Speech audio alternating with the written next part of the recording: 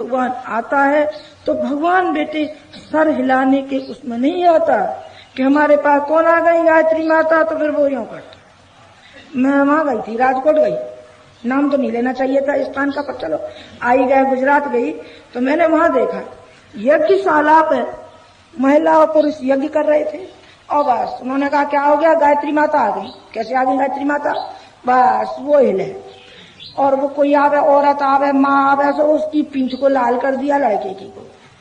मैं और आचार्य जी साथ थे तो मैंने कहा साहब चलो, यहाँ तो गायत्री माता आ रही है सर पे और जो भीड़ आवेगी हमारे सर पे, चलो यहाँ से बचो, यहाँ से बचो। ये तो जाहिलों का बेटे, ये जाहिलों का अध्यात्म है, ये इंसानियत का अध्यात्म नहीं है। इंसान के अंदर जब अध्यात्म जागेगा और भगवान आएगा तो बेटे वो भगवान का स्वरूप हो जाएगा। फिर वो भगवान का स्वरूप हो जाएगा और वो कार्य करेगा जो भगवान ने किया है, जो भगवान उम्मीद रखते हैं इंसान से।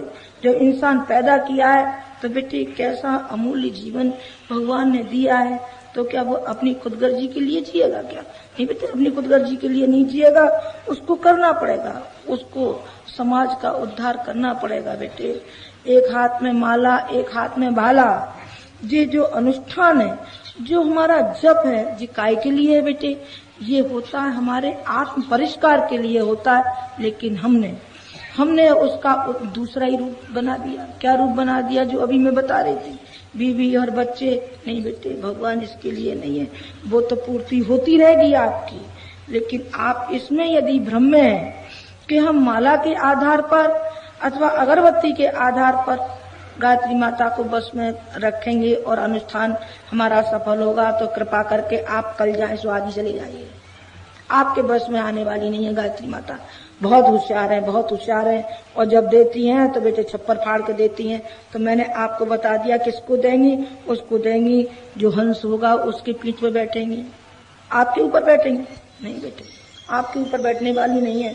आप में से भी हो सकते हैं, आप में से भी हो सकते हैं। मेरा ये नहीं है कि आपके ऊपर नहीं बैठ सकती गायत्री माता, सवार नहीं हो सकती, पर बेटे जब गायत्री माता सवार होंगी तो फिर आप चुप नहीं बैठ सकते बेटे। वो तो भावनाओं का परिष्कार करेंगी।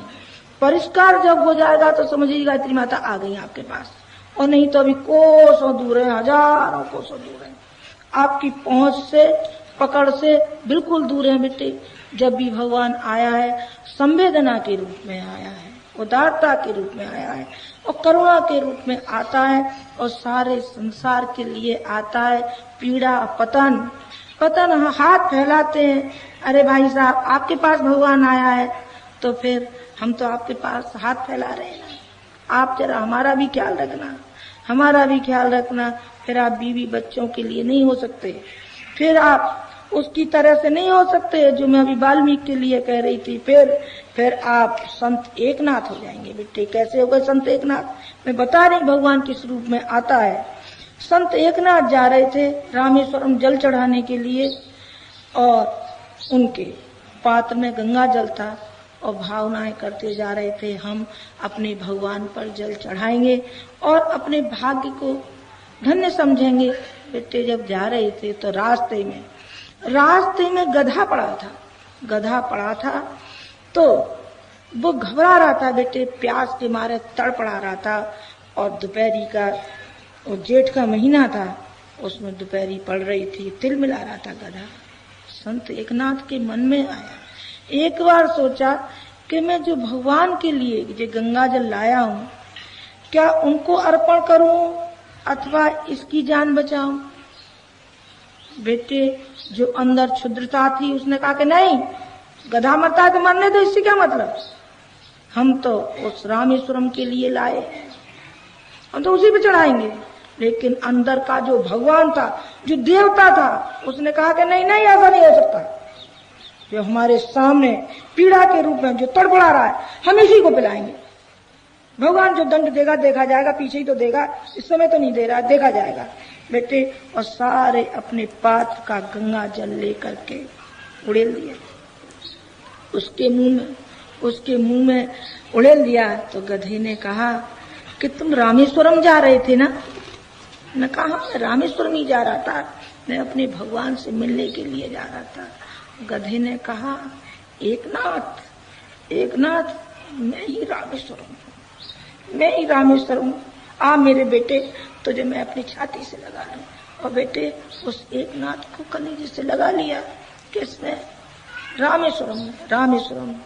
तो बेटे जब भगवान हमारे पास आएगा तो भगवान इस रूप में आएगा, भगवान सरल आने के रूप में नहीं आएगा, भूत के रूप में नहीं आएगा, और जो भी लगड़ जंजार है इसके रूप में नहीं आएगा। भगवान विशुद्ध संवेदना के रूप में आएगा।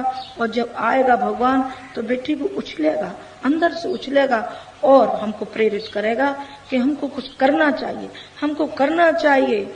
अपनी आत्मा की मलिनता के आवरण को हटाना चाहिए। जब तक आवरण नहीं हटाएंगे तब तक भगवान नहीं आएगा, और जब तक भगवान नहीं आएगा तब तक हम कुछ कर गुजरने की हैसियत में नहीं होंगे। आवरण कैसा? ऐसा बेटे जब अग्नि के ऊपर एक सफेद परत होती है, और सफेद जब तक परत होती है तब तक उसकी गर्मी कोई खास काम नहीं करती, उसे छू लीजिए ना कोई छाला पड़ेगा और ना कोई गर्मी पैदा होगी। लेकिन जब अंगारे पे से आप उस परत को हटा देंगे तो बेटे वास्तविक स्वरूप उसका अग्नि का होगा।